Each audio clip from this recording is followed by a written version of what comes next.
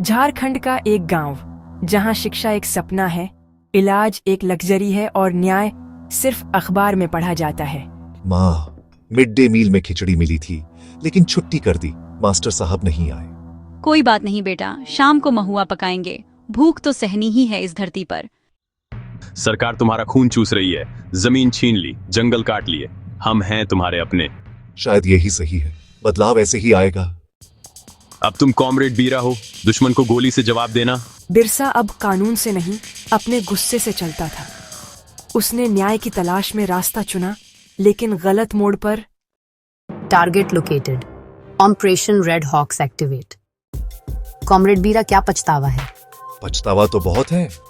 माँ ने कहा था बंदूक में जवाब नहीं होता, लेकिन सुना तब जब सब कुछ खत्म हो गया।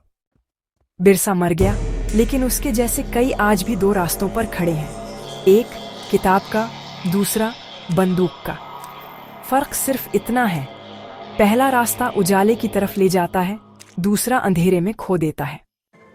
माँ, आज भी मास्टर साहब नहीं आए, लेकिन खिचड़ी मिली, खा ली। पढ़ बेटा पढ़, तुझे हम जैसे नहीं जीना पड़ेगा।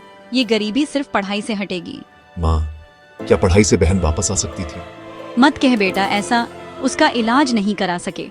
यही सबसे बड़ा पाप है हमारा। कहाँ है तुम्हारा स्कूल, कहाँ है तुम्हारा इलाज? सरकार क्या दिया है तुम्हें? कुछ नहीं। हम तुम्हारे भाई हैं, जंगल तुम्हारा है, जमीन तुम्हारी है, इसे छीनने वालों से लड़ना होगा। कहाँ जा रहा है बेटा ये रात में? अब और चुप नहीं बैठूंगा माँ, बहन की मौत का बदला लूंगा। बंदूक से कुछ नहीं मिलेगा बेटा, वहाँ से या तो मौत आएगी या पछतावा। पछतावा तो अब भी है माँ, अब बस बदला चाहिए। अब से तू कॉमरेड बीरा है। ये बंदूक तेरा नया धर्म है और क्रांति तेरा मिशन। सरकार ने हमें जिंदा नहीं छोड़ा, अब हम उन्हें चैन से जीने नहीं देंगे। स्कूल पर हमला हुआ और एक पल में सब कुछ बदल गया। मास्टर जी गिरते गिरते बच गए और भगदड़ मच गई। बिरसा दूर खड़ा था। उसका चेहरा पहले सख्त था, लेकिन फिर जैसे ही धुआं उठा, उसके होंठ कांपने लगे। उस पल की दहशत शायद हमेशा के लिए उसके भीतर रह गई।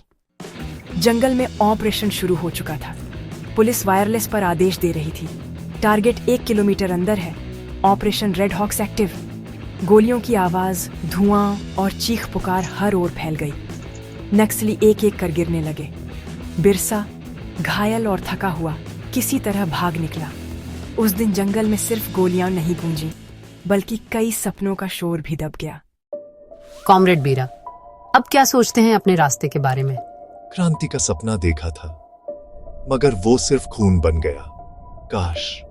काश किसी ने वक्त पर कहा होता, बेटा, लड़ाई कलम से भी लड़ी जाती है।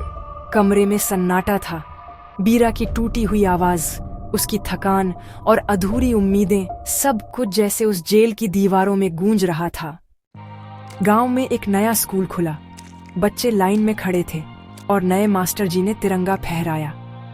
माँ के चेहरे पर उम्मीद की झलक थी। स्टेज के पीछे एक पुरानी फोटो टंगी थी, बिरसा की स्कूल यूनिफॉर्म में। वह मरा नहीं, चेतावनी बनकर जिंदा रहा कि बंदूकें हमेशा जवाब नहीं होती और कि व्यवस्था की चुप्पी कभी कभी एक बेटे को बीरा बना देती है।